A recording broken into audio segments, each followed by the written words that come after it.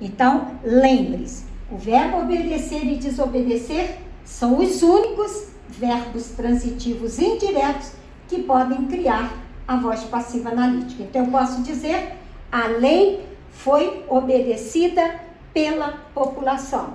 Isso é voz passiva analítica.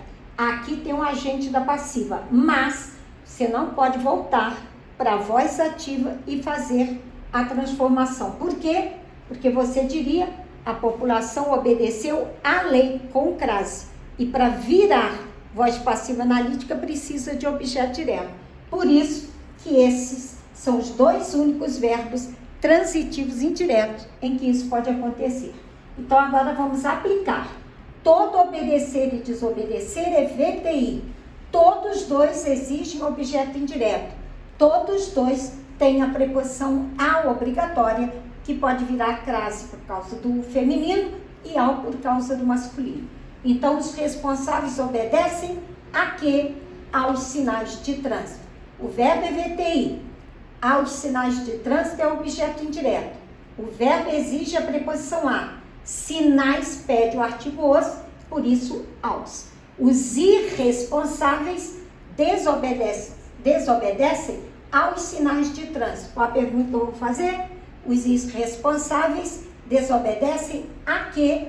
Aos sinais de trânsito. Isto é objeto indireto, o verbo é transitivo indireto, a preposição a é obrigatória, mas sinais pede o os, vai juntar e vira aos. Muitos obedecem às leis de Deus. Muitos obedecem a quê? As leis de Deus é objeto indireto, o verbo é VTI, exige a preposição a, mas leis vai pedir o artigo as e vai fazer a fusão e vai ter a crase. A mesma coisa com o verbo desobedecer. Muitos desobedecem às leis de Deus, desobedecem a quê? As leis de Deus é objeto indireto e confirma que o verbo é VTI. Obedeço ao regulamento. Eu obedeço a quê?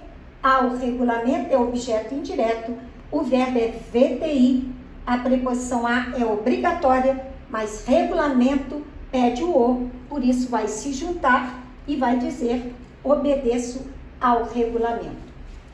Viu como é que é fácil? Obedecer e desobedecer, sempre VTI, sempre vai pedir objeto indireto, sempre vai usar a preposição a e dependendo do que vem depois, pode virar crase, pode virar ao.